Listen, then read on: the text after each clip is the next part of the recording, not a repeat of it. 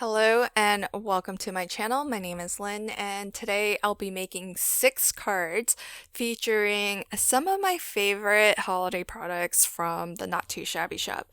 I've had these stamp sets for a while and I always pull them to craft with them. So you can probably tell that some of them are very well loved. I've got 3 here that I'll be using. One is called Cup of Cheer.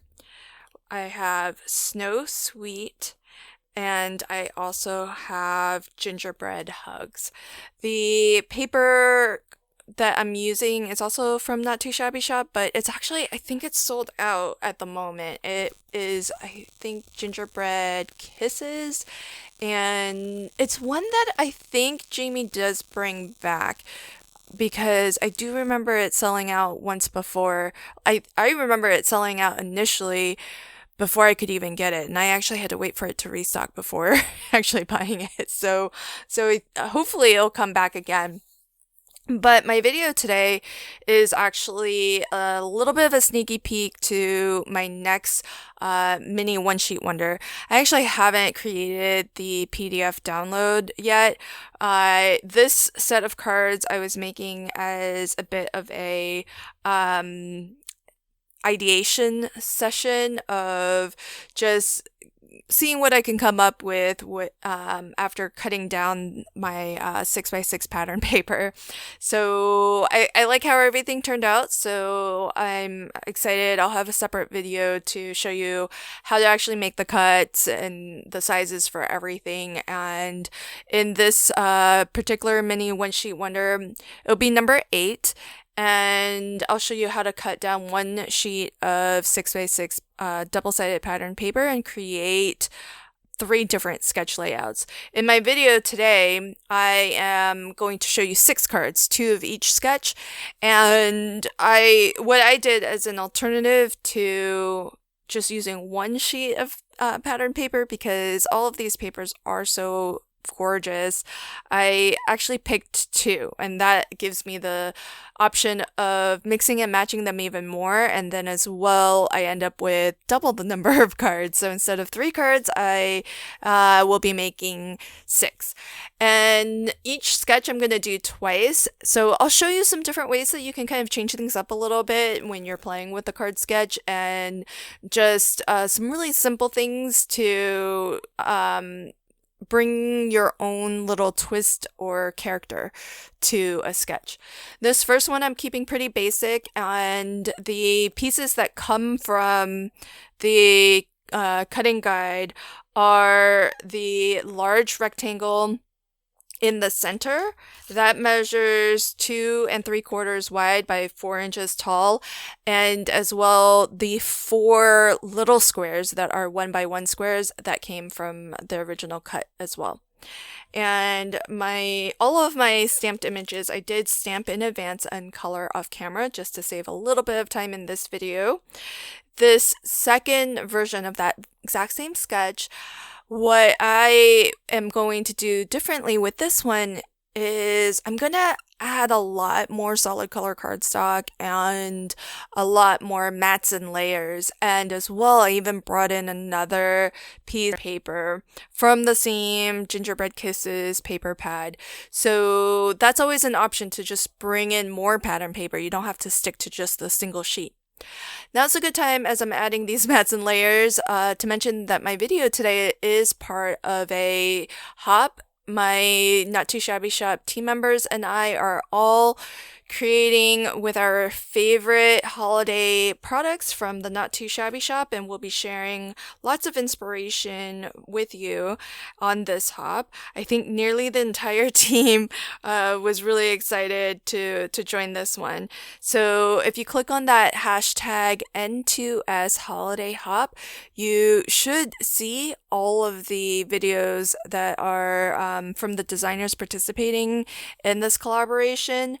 If for some reason it's not bringing up all of the videos, what you can do is you can expand any of the description boxes of a video that is on the hop, and you'll find direct links to the entire hop. So if you're sometimes YouTube doesn't always, sometimes it works really great and then sometimes it not so much. So if you're stuck and you can't find all the videos on the hop, then just expand. You can come back to my video or anyone's video on the hop and just expand that description box and click right to the next video. And with this card, as I wrap it up, you can see by just framing all of the pattern papers, it just adds a lot of dimension, a lot of layers, and interest to the card. It looks very, very different from the first version, which feels much more open and has a lot more white space. So I will show all 6 cards at the end and side by side so that you can see the 2 sketches and how they can differ, how much they can differ from one another. So my next 2 cards will feature the second sketch, and again I'm starting off with some solid color cardstock. The pattern paper pieces that come from the original cut are these 3 here that all of them measure 3 3/4 wide, but they are different heights. So the first one is 2 1/4 tall. The next one is 1 1/4 tall, and the last one is 3/4 of an inch tall. So I've got them spaced just about evenly, with the same amount of the solid color teal cardstock showing through all the way around. And this one I'm going to aim to really get everything very equal, get everything spaced and lined up very kind of square with each other. And I have an image that is super adorable. This is actually, this set this might be the first time I'm crafting with this particular set, even though I've had it for a little while now.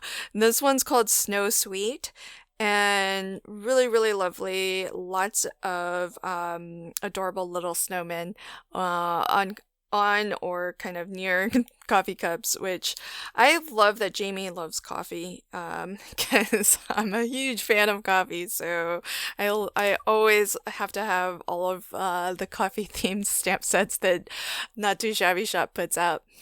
And on this card, I use a combination often on all of these cards of my low profile foam, which is 1 mm thick or 1 to 1.5 mm thick, and as well my 3D glue gel from Kalau, which I use a lot in particular because sometimes I'm adhering something where underneath it there's different levels of cardstock.